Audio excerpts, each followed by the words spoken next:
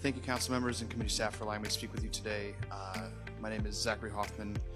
This morning I'm speaking on behalf of the DC Bar and Restaurant Workers Alliance. We are an inclusive, worker-driven platform providing protection, empowerment, advocacy, and tangible services to the bar and restaurant workforce. I serve as the vice president of this organization, and my testimony today will reflect the opinions of my organization and its members.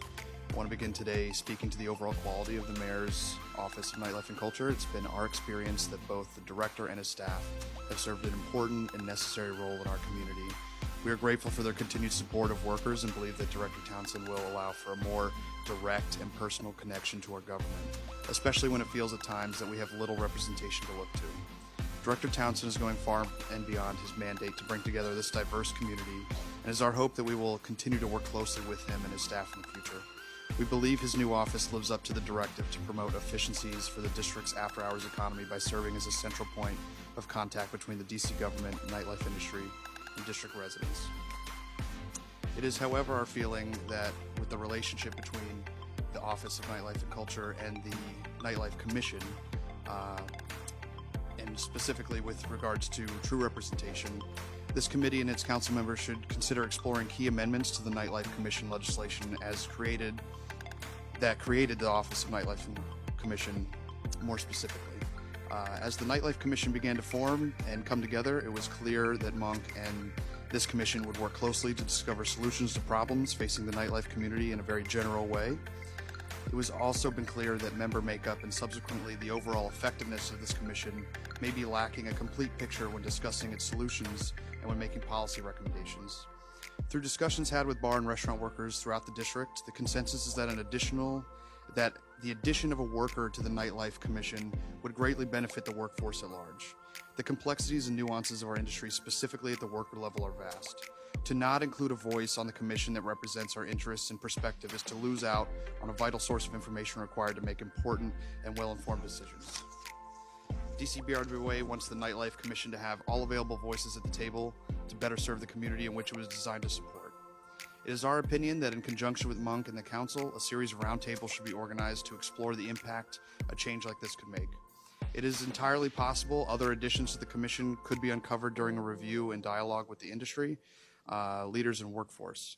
We believe having a worker being part of this expansive commission would be in the best interest for the residents of DC and provide a much-needed lens to explore the impacts of its decisions. It's clear from the original legislation that the intent was to form and draft a collection of qualified individuals from unique backgrounds and expertise to best address any and all situations that came before it. Additionally, provide well-thought-out recommendations. We are suggesting only that it is possible more voices at the table may in fact allow the Commission to achieve its goals faster and in a more tangible way.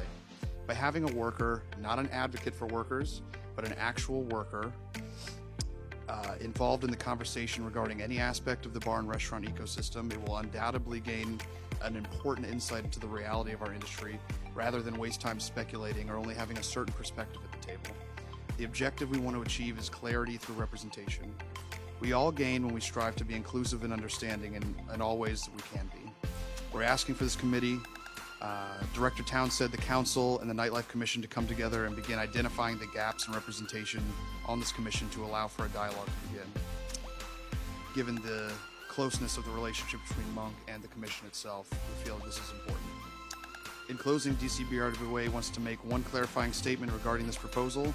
It does not serve the workforce or the mandate of the commission to include an advocate instead of an actual worker. First, I'd like to thank the committee for allowing me to speak today on behalf of the Mayor's Office of Nightlife and Culture. My name is Michael Harrison. I've worked in nightlife venues in DC through my entire adult life.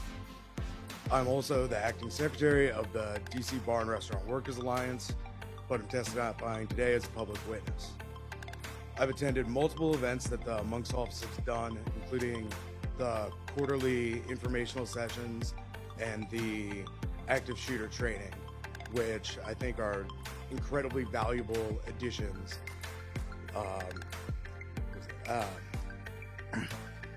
that have never really existed for the workforce in the past. That said, I believe that the Commission on Nightlife and Culture still needs to be expanded to include current nightlife employees. I believe that the perspective of nightlife workers should always be considered by the city when dealing with nightlife businesses. Often the city doesn't take into account the realities of working later hours or honestly around alcohol.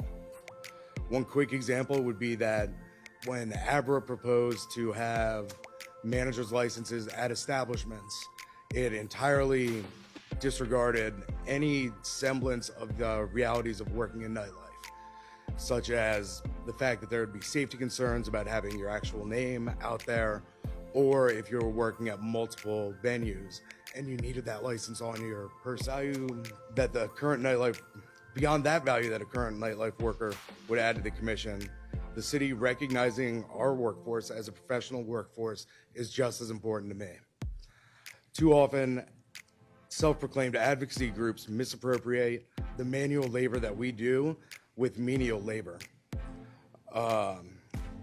And a seat on the commission would help us dissuade the public of that viewpoint. We're tasked with making sure that we ensure the health, safety, and welfare of our patrons, just like any other licensed professionals in the city. And we honestly do need that representation on the commission, just like any other occupation has with any other boards or commissions that oversee them throughout the city.